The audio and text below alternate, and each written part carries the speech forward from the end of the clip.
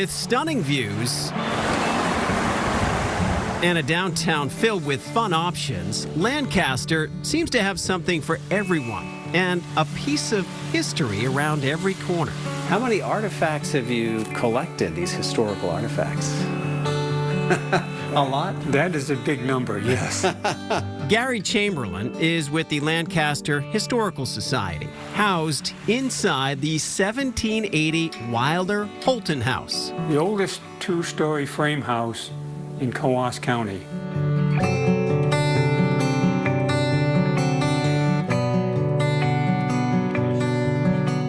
Lancaster was founded in 1763 as a farming community. A year later, the first white female settler, Ruth Page, arrived, packing very light. This is the trunk that Ruth brought her sole possessions in when she arrived.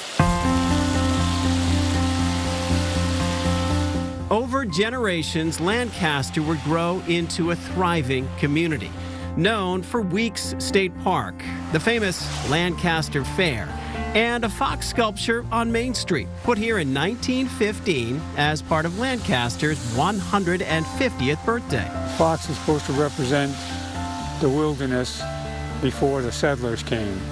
And has this become sort of a symbol for the town? It has. Just down the street, inside what was the Lancaster National Bank, you can now buy the perfect piece of art. What is it like to set up shop inside an old bank? Oh, that was a plus because nobody comes in without noticing how beautiful the building is. Bill Rue operates the William Rue Gallery, featuring everything from paintings to photography to fine wood furniture. I could see this in my house. Okay, then. We'll deliver it. We'll make I'll a get deal. it there. Inside what was the bank lobby, more than 80 local artists are on display. And they have basically little or few places to put their art, so I'm filling that void, and that's really one of my goals, to be able to give artists a place to show their work. Along with cash printed from the original bank, the gallery embraces its roots. So this is the main vault, was the main vault. And now it's a gallery space. Now it's a gallery space. Doesn't it make a great gallery space? I call art beauty in people's life. You know, it's a beauty in their life. And I've actually done advertising, so buy a piece of beauty for your life.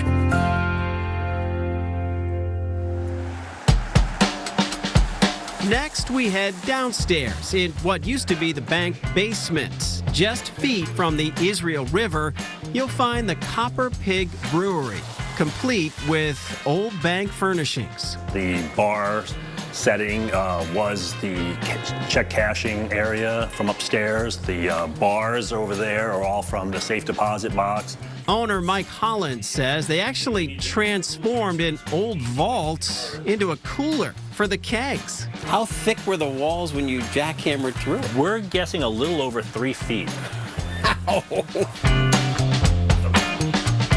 Inside the industrial chic seating area, customers can dine on a variety of yummy dishes and try beers brewed right on site. We make a whole wide variety of beers, everything from pale ales, IPAs, lagers. One of their most popular beers, Ice Jam Lager, the name inspired by a 2018 ice jam that sent feet of snow and ice through the restaurant windows, making a mess inside. And this was inspired by the wrath of Mother Nature. Yes.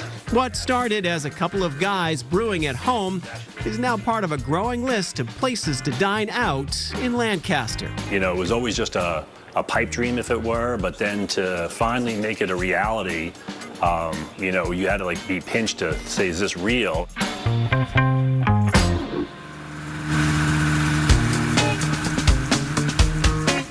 Lancaster also has a rich history in snowmobiling, which brings us to the ever-growing collection at Crane's Snowmobile Museum. How many sleds do you have now?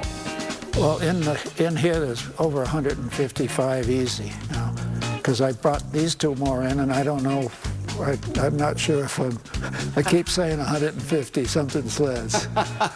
Paul Crane has owned, raced, and sold all kinds of snowmobiles, starting back when Lancaster was a hub for the sport. Back in the early 60s, when we first brought in the machines, this was called the snowmobile capital of the world. His love of vintage machines likely started when Crane was the first American to ride a modern Skidoo snowmobile in 1958 in Canada, similar to this one. What is it about them that you like so much you feel like you have to collect them?